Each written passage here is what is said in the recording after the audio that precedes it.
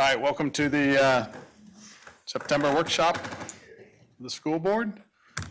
Before we get started, I just want to read a negotiation update where we stand. Good evening. I wanted to provide an update on contract negotiations with our teachers union, the Great Valley Education Association. Negotiations began back in January, continued through the spring. Both the school board and the union have agreed to move to fact-finding because we've been unable to reach an agreement. Fact-finding is a process in which a neutral third-party arbitrator appointed by the Pennsylvania Labor Relations Board analyzes the proposals from both the board and the union, along with the financial data and other information provided. Our official fact-finding date has been set for September 14th, this Friday. This hearing is not open to the public under state law. The fact finder has been appointed and the hearing is scheduled to be held this Friday. It's in here again, sorry about that. Following the hearing, the fact finder will issue a report. This report is non-binding. Both sides have to vote to accept or reject the report within 5 days of receipt. These reports often help districts and unions to achieve or at least move closer to a settlement. We're hoping that we will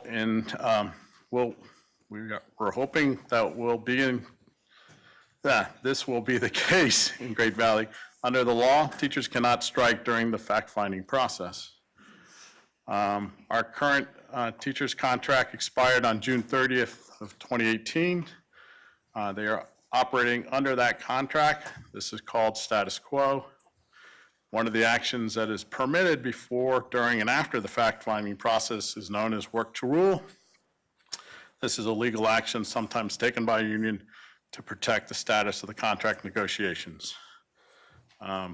What does work to rule mean? Essentially, teachers who choose to participate in this will not put in any time beyond the mandatory hours in the contract and will not perform any duties outside the strict terms of the contract. Teachers are still obligated by the contract to provide adequate help to students, and we fully expect they will do and continue to do so. And I just want to say thank you because you have been, so thank you very much. Our school board very much values our teachers. They are the highest paid in Chester County. Their health care package is extremely generous, platinum level, and the highest available. We compensate them very well, and we are very grateful for your hard work, expertise, dedication, and passion. At the same time, we must balance their compensation package with the other needs of our district. We must continue to fund high-quality 21st century programs that a school district like Great Valley must have to remain competitive. We have to improve and expand our aging buildings. We need to focus on security and safety. We must safeguard class sizes, consider allocating funds for full-day kindergarten, and consider offering a comprehensive K-12 STEAM curriculum, science, technology, engineering, arts, and math. Our district also continues to face uncontrollable costs. Our healthcare costs have skyrocketed 46% over the last 3 years. Like every district in the state, we've seen massive increases in our mandated contributions to the state education retirement system, PESERS, significant increases in special ed costs, and other unfunded mandates that simply are out of control. It is our goal to come to an agreement that continues to compensate our teachers very well, to attract and retain new quality teachers. We must balance all of our needs, and we must be fair to our taxpayers. Information has been shared with our parents about our contract negotiations. It's posted on the website, along with frequently asked questions. These provide much more detailed information about everything I've mentioned. I encourage our residents to read this information. Again, we're very optimistic that a mutually beneficial agreement will be reached. Both sides will continue to work hard to make this happen. Thank you. Next thing on the agenda is our student representative. Hello, I don't have too much to share from the high school. Everyone's still settling into their new classes and some of the changes from the previous years. But today we had a meeting at the high school to select new members for the Wall of Fame, and we're excited to have decided on the nominations that will be inducted. Also, Student Council is beginning to plan for homecoming weekend, so I'll look forward to giving more on that in the coming weeks.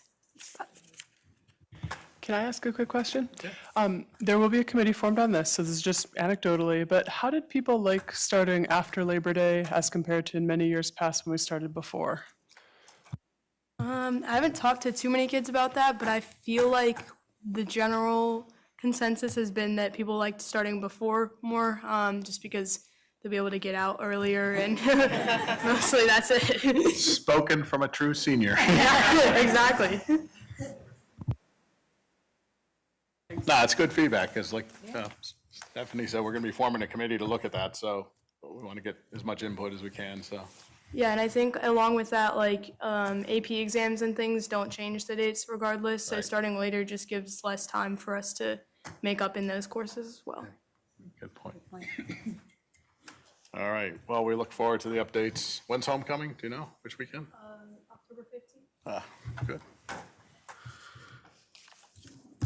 All right, superintendent's report. Yes, we've had a lot of excitement. The school started, and I really want to take time to thank the staff, administration. Amazing start to the school year. It has been incredibly positive, and I really felt walking through the hallways last week that our students and staff really have not missed a beat. I said to many students, we were so very thankful to have them back because school is a very lonely place without people. So last week was very exciting, as was the week before. So back to school, here are some pictures of our amazing students as they entered into the 2018-2019 school year. And each of our schools really, there were a lot of smiling faces.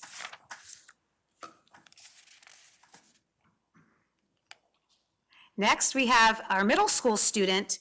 This is current 7th grader Brighton Risch, who was selected to be the top 300 in Broadcom Masters, which is the National Middle School Science Fair. Brighton was one of 300 out of 2,500 entrants selected, one of 40 sixth graders selected nationally, and one of 2 sixth graders that were selected in Pennsylvania. So this is truly an honor, and we are very proud of Brighton. The top 300 masters haul from 224 middle schools in 35 states and represents 120 regional and state science fairs across the U.S. Nominees qualified to enter the Broadcom Masters by being among the top 10% of the participants in the society-affiliated science fairs. So this is truly an amazing accomplishment. Congratulations to Brighton.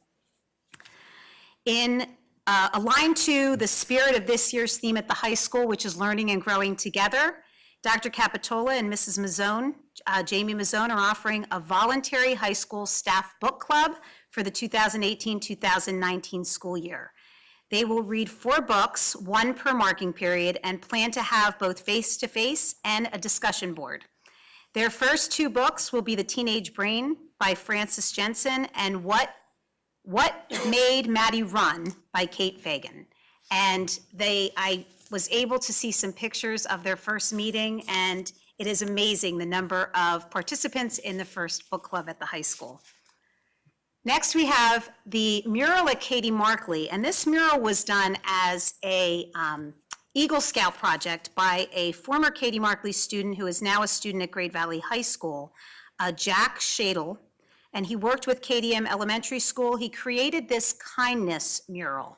He worked throughout the summer designing and painting the mural, and when you walk into Katie Markley and see this, it is absolutely beautiful, and the message is truly one that we'd like to embrace throughout our district.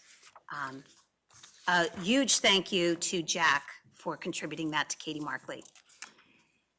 In District E-News, the district will begin the distribution of a monthly e-newsletter, and it will start this year.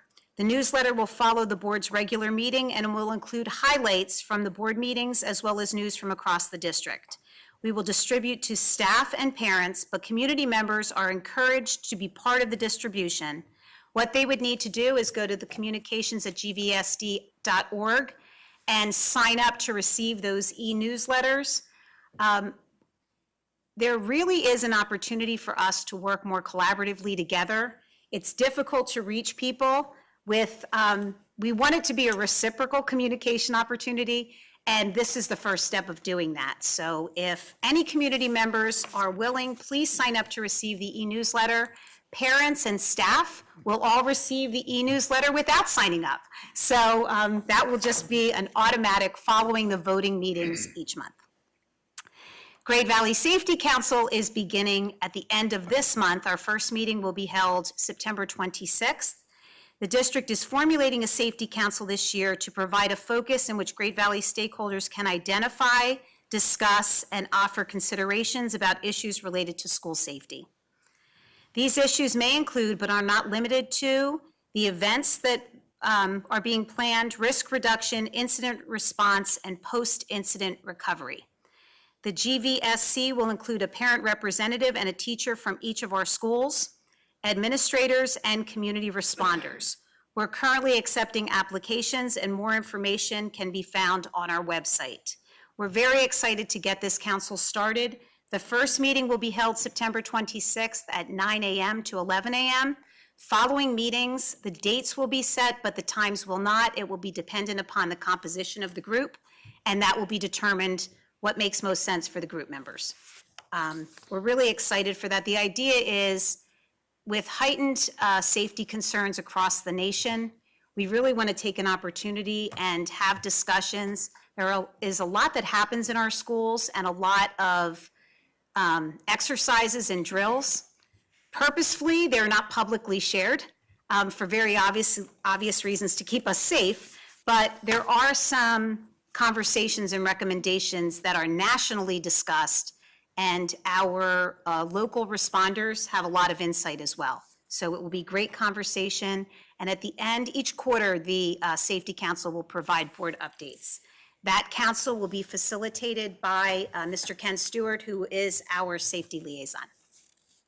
And finally, upcoming events. Again, this is a great time of year. If you are a community member and don't have children in the school, please feel free to join us at our multiple events. If you have children in the school, then you will be getting invites to specific events, especially those related to your children. And for our staff, we will be at those events. So as you can see, starting the back to school nights, running through the first few weeks of school. September 19th, school is closed. September 18th is the elementary instrument open house for our elementary students getting ready to have their children possibly join some of our music ensembles in the future. Then we have the high school FBLA Desmond Sports Night is September 22nd. The 9th grade class dinner, that is September 24th. ESL Back to School Night is at the middle school on September 25th. High school Back to School Night, September 26th. September 27th is a very busy day. There's a flu clinic at the middle school, Sugartown Back to School Night, and the high school financial aid night. September 28th, KDM Back to School Dance and Book Fair. October 3rd is the middle school Patriot Pride and General Wayne Assembly. And October 5th is Sugartown PTO Trivia Night and Silent Auction at the GVBL Center at 7 p.m. So lots to do. Before we know it, we'll be talking about our next superintendent's update and what's going to happen in October and catapulting us into November. So enjoy the many opportunities that we have to get together until then. Thank you. Thanks. Real quick, I know there were a lot of changes in the schools this year, moving some staff around and moving one big neighborhood over from Barkley over to General Wayne. Yes. And I'm sure many other changes. Can you just give a quick summary on like how things are going and everything? Absolutely. From my perspective, and I have been, from my perspective, things are going very well. We had, as you remember, in the spring of last year, we did a realignment for the elementary boundary lines, which balanced out our elementary enrollments. And that has been really, I have to say, a huge shout out to the Katie Markley staff, who did a great job in passing the baton to the General Wayne staff. especially as a large community, the Atwater community transitioned from Katie Markley to General Wayne. That was our largest transition with movement of students. And that transition, from what I have heard, based upon the great planning by both school staffs, a lot of welcome back, get to know us, and sharing of information made that much more seamless.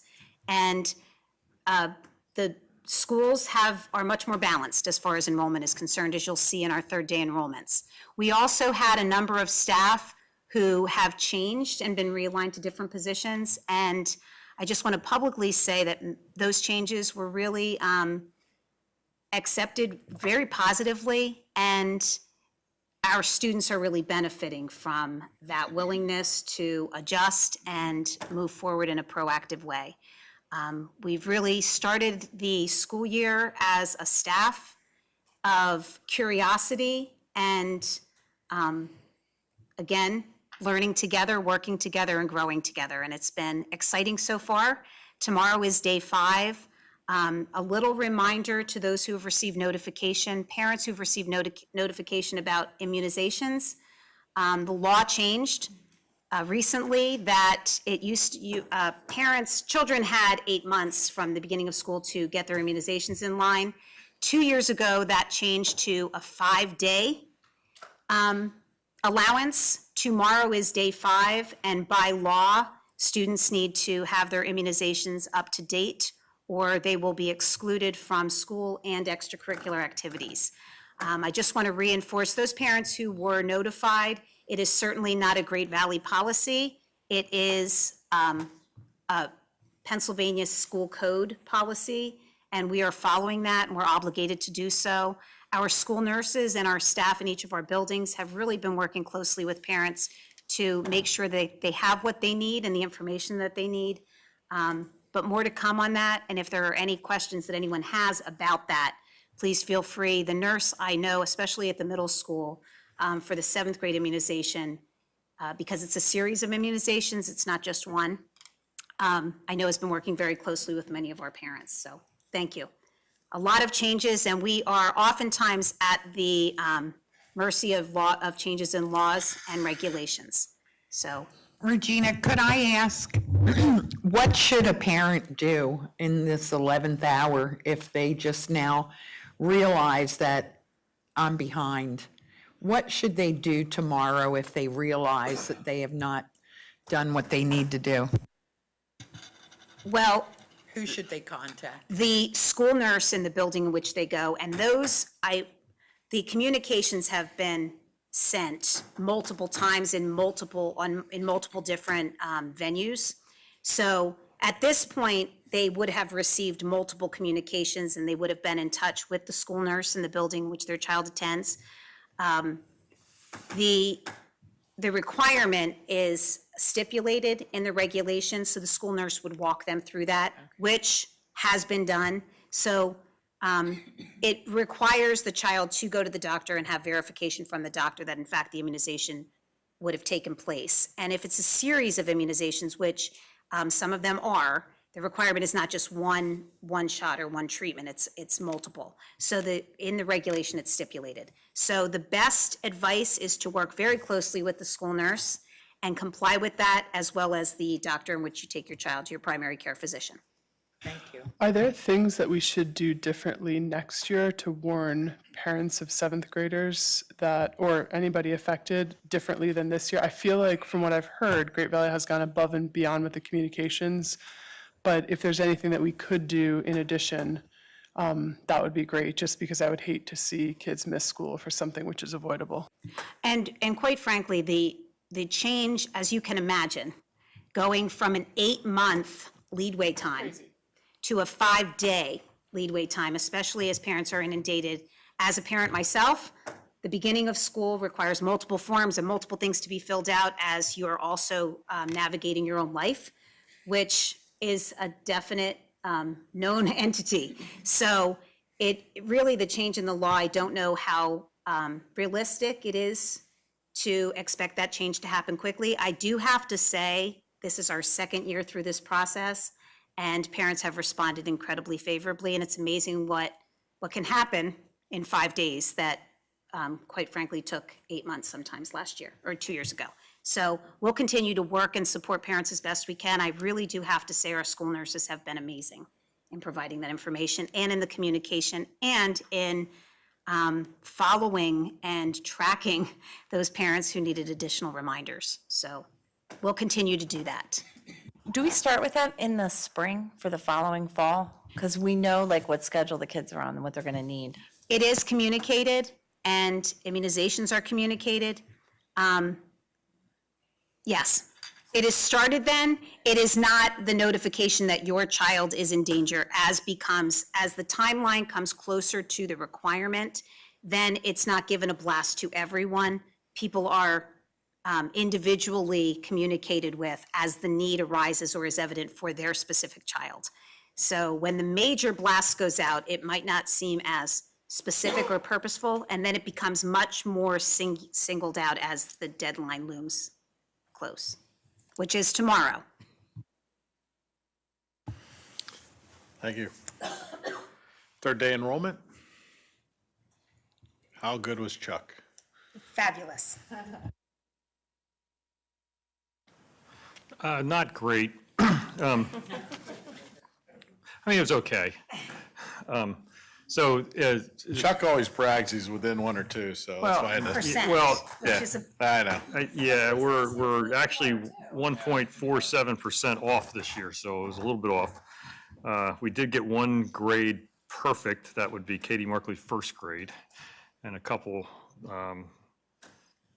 other grade levels were within 1, but there was a couple areas. So let me get right into it here. So this is a chart, and the green and the yellow. The yellow is what we projected, and the green's what we actually showed up on the third day. As the superintendent's favorite day is first day of school. Like my second favorite day of the year is this day because it is like a number day. It's like all numbers, just crunch the numbers. You know, when Dale said to me that the numbers matched her numbers, it was like perfect, so it was good. But we had actually projected to have 4,209 students. We have 4,271, so about 62 more youngsters showed up. I will say there's a couple anomalies in here, which I'm kind of haven't seen in a while. 6th and 9th grade, which normally are declines, were actually increases. So we normally lose a number of students because of legacy things and stuff to private and parochial schools at that grade level. We did not seem to lose them this year. We lost some, but we didn't seem to lose as many, so. I do just have to say, this is the most amazing problem to have. So if we could just take a moment and really relish the fact that we're in a wonderful place and the students know that too. So the Right, enrollment's the highest it's been since the 1975-76 school year. The high school enrollment's the highest it's been at 1,319 since 1979-80. Middle school is the highest it's been ever. Of course, back prior to 83 or 82, it was only 7th and 8th grade at General Wayne at that time. Elementary school, it's the highest elementary enrollment since 74-75. So we're gradually pushing up to the numbers that were here when the school district was formed in 1969. I was not here then. Contrary to popular belief, I was a 12th or a 6th grader at the brand new Owen J. Roberts Middle School, which I can't believe they had to renovate. I mean, the thing was perfect in 1969 when I went there. Just so you know, the Markley and General Wayne have almost identical enrollments right now, which was kind of the goal. We actually had projected General Wayne to be a little less than they are right now and Markley to be a little more than they are. So it's a little, they're right at exactly. Charlestown, it's actually getting up there right now too. So these are the elementary class sizes. Things did seem to fall a little better into place this year than they have in a couple other years. So we will talk about these next month. We will do third day enrollment, use these numbers to do projections in October. So we're looking at stuff like that. The superintendent we had a meeting with the township people, it's been a few months now. We reported on that before. We won't be meeting with them again until probably into October, but at least one township has wants us to come talk about enrollment projections and how they could be better served, and they wanted us to go over what our projections were going to be. We told them we couldn't do that until we had shared the projections with you guys, so that's going to be end of October or November before we get to there. So, and that's it. It's always just a quick and dirty. You do not have an enrollment report this month because there was not, the enrollment report generally reflects the last day of the month prior to the work session, which would have been August 31st. No one was in school. It was a lonely place. So that will start again in October. Be a part of the conversation. Yes, as you remember from last year, one of our goals was to increase our awareness in the areas of mental health and emotional safety in our schools and be part of the conversation. We partnered with them last year, and this year we're continuing that partnership. The cost has been offset. Title IV funds, which are part of the federal programs, has allotted money to be earmarked for unique and areas of need in schools. It's not needs-based. Typically, a lot of the federal funding is based on your aid ratio or your economic need. Title IV does not look at the need. It looks at what you're doing with the money and the creativity and the need in the district overall. So we are earmarking some of our Title IV funds, and we will have 3 programs being offered as be part of the conversation. The programs last year, one of them was the vaping presentation. We also had them included in the large panel discussion. It's really been a wonderful partnership. Jen Blake and Dr. Joanna Wexler have been working very closely with Be Part of the Conversation and the families, the Community and Families organization. And it's really been powerful for us, and we continue to work toward that partnership to support our staff, our students, and our families. So that's what that contract is about. Is that, just so we're clear, is that a contract that will need approval next week? Yes. Okay, so we can double check. All right, good. All right, policy committee meeting tomorrow. Steph, what time? Bright and early, 7:30 in the morning, and we usually end right around 8:30, so everyone's welcome. I'm bringing my kids, so bring yours. Uh-oh. Yeah, so the policy meeting's tomorrow morning, and it's the regular meeting where we're slowly going through all the policies and reviewing, so.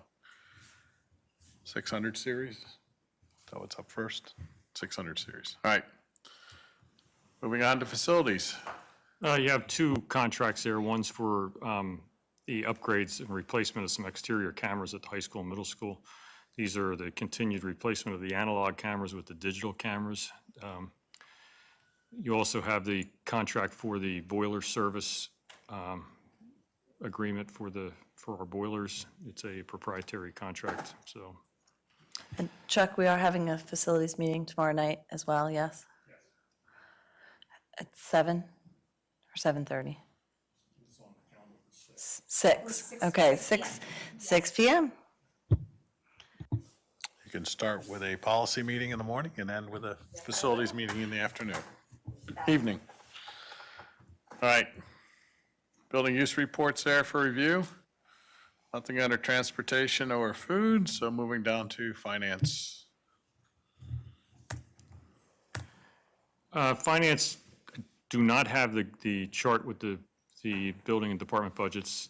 We are recommending that the per pupil allocation go up the index, which we don't have the index yet, and we don't have the enrollment projections done. So but the base per pupil weighted cost to go up 2.3%. That's what we're told is the estimated Act 1 index, although it won't be released till this coming Saturday in the Pennsylvania Bulletin. So we'll get that. We have not had an increase in their budgets since the 16-17 years, so 17, 18, 18, 19. So this is money that the state's going to give us per child, or? No. Okay, This is so- money that you give the principals to Okay. work on their budget. Just making sure. It's the smallest, it's one of the smaller pieces of your budget. It's probably the only piece of the budget that isn't zero-based in a budget. You know, we do staffing. It's like, here's the people, we do it. The debt, here's the people, here's what we do it. Although this is pretty close to zero-based by the principals. They need to get this stuff early enough for the department chairs and them to start working on things for the 1920 school year.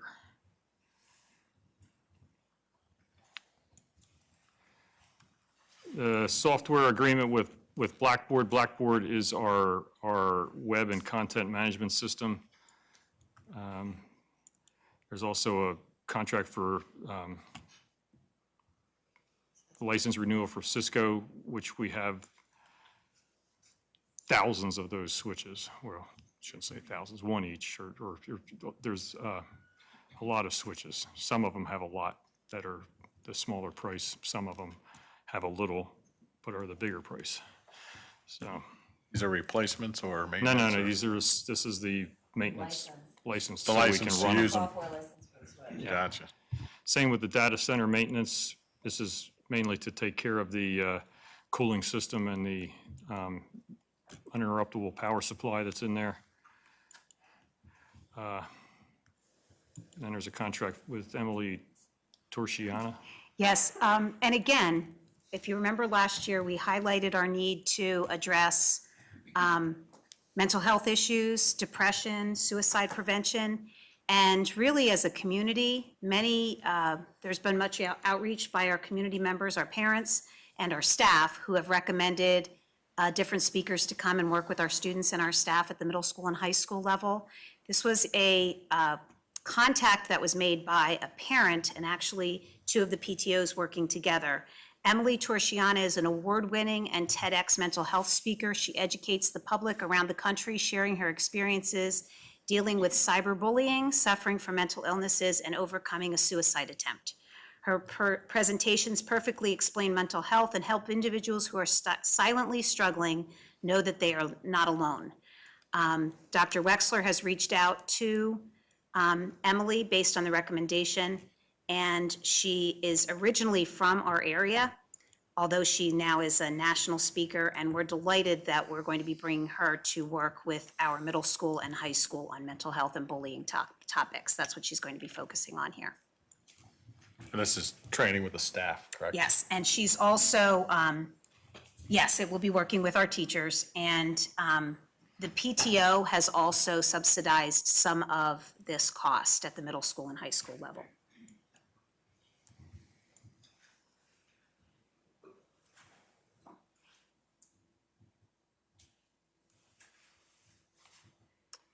The approved private school contracts. Oh, I'm just Those are waiting there for for Dave. 18 and 19. And then the official Act 1 index notice. And as Chuck already explained, Well, it gets officially released Friday morning for inclusion in the Pennsylvania Bulletin Saturday, the 15th. So we'll know, well, we know what I mean, all the raw data is there. It could be 0.1% either way, depending on how they choose to round, as we've found in years past. And then you have your monthly reports there. As we went to a biannual staffing report, this is the first staffing report for the year. You'll get another one in January. And the year-to-date spending report. All right.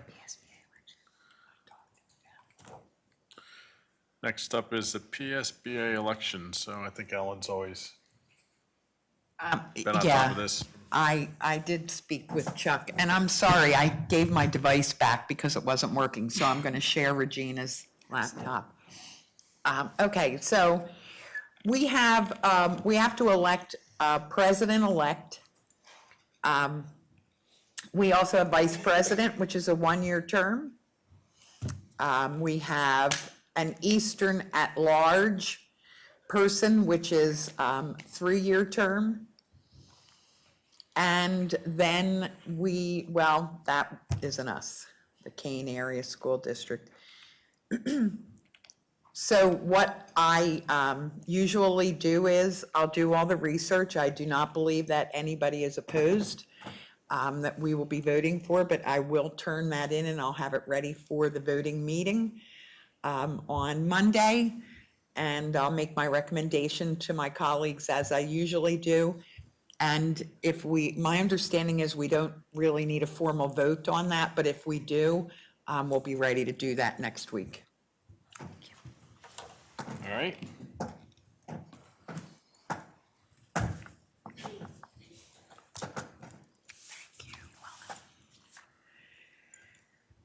All right, not aware of any committee reports, but are there any at this point in the year? Any board comments? All right, there's a draft agenda there for all the personnel changes for being voted on for next week. Oops, sorry. I just wanted to also say that the instructional technology meeting they used to be held on a Tuesday evening along with facilities. They have now been rescheduled to be held before the voting meeting. So that will be held at 5 p.m. next Monday night, the 17th. Thank you for that one. All right. At this point, I'll open up the microphone for any public comment. You could please come to the podium and state your name and residency.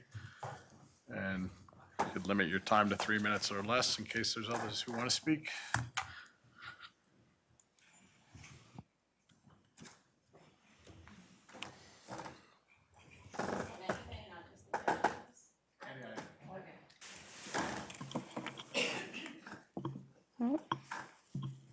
Oh, it's on. Oh, sorry. Sally Campbell, Wellestown Township. Every profession begins with a teacher. Think about that. Every profession and/or person in the armed forces or workforce begins with a teacher. I sat here last year during the budget process and saw a long laundry list of programs that could be looked at and be cut. But the school board didn't want to touch any of those programs. And I looked and I could easily pluck away. My youngest did not have the same opportunity as my oldest two children because programs were taken away, such as Spanish. She never had Spanish until now in the high school level. DARE program was taken away. How our society might look had that stayed also in our schools.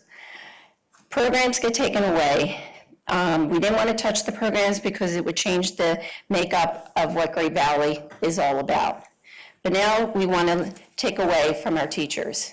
Isn't that also too taking away what the makeup of our school district is about? In my opinions, programs don't make this district.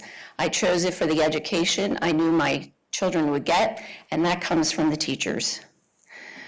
I know not everyone is perfect. That's just people. However, I do have to admit that the Campbell family did have pure perfection at General Wayne Elementary School. Teacher contracts are always an easy target.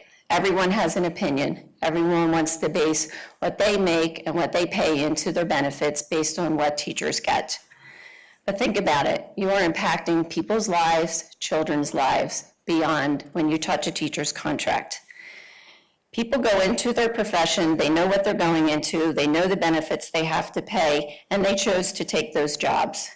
The teachers came here, they got a compensation, and they got their benefits, and now we want to take away. We're taking away from their families. I look at it, teachers have the hardest job ever. Society is not the same, parents are not the same, and in my opinion, every day they step into the classroom, they are now taking their lives into their hands, and I am putting the care of my child into theirs even more so than I ever did before. I look at it this way, you get what you pay for.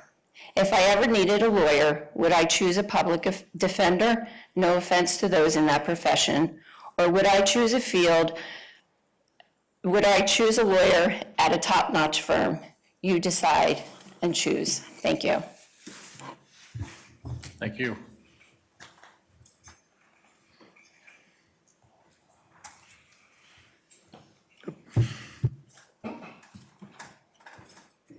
Hi, Linda Kraus, Glenlock Way, Malvern.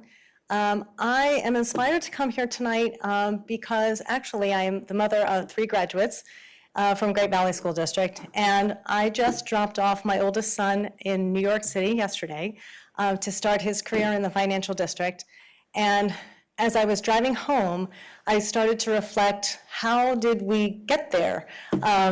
So as I was thinking about that, I was thinking about the wonderful education that he received here and the inspiration that he had from his teachers here. All the way through, from elementary school to middle school to high school, he had experience with teachers who were inspirational to him, who encouraged him all along the way. And in particular, the business teachers and the Desmond Project were absolutely instrumental in him being exactly where he is now, working in the financial district. And he's not the only one. I know friends of mine have children who have done the same along that path. In addition, my middle child is a senior at Penn State. She's a nursing student there, and at Hershey Medical Center now, she's hoping to be a surgical nurse.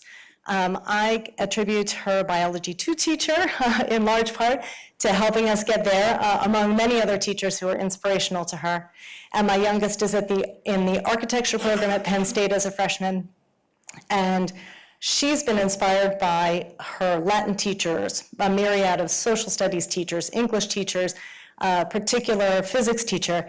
And those teachers that had all 3 of my children along the way know that they are 3 very different personalities, and each one of them had a way of connecting with my children in a way to absolutely inspire them to do very, very well for themselves, at least so far.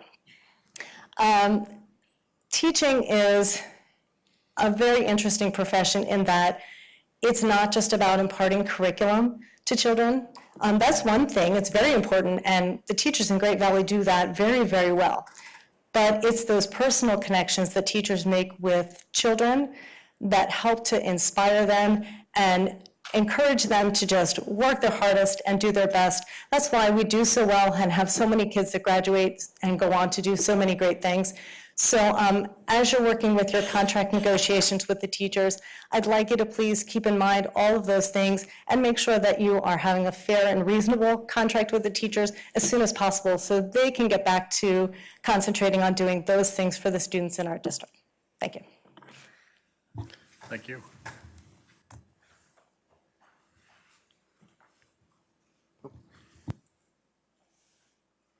Hi, my name is Jackie Velez, and I'm from Willistown Township. I'm here tonight in support of our Great Valley teachers. My son is an 11th grader. We feel very fortunate to be part of the district, but ultimately, we feel fortunate because of the teachers and the connections he's made with them over the years. Over the years, his teachers have gone above and beyond in their contribution to my son's growth and development, not only as a student, but as a person. I'm so grateful for all they've done and all they continue to do. And I just want to ask that the board consider all that and come to a fair agreement for our Great Valley teachers. Thank you. Thank you. Anyone else? All right, the board met in executive session beforehand to discuss some legal and personnel issues. I want to thank everybody for coming and have a good evening. See you next week, hopefully.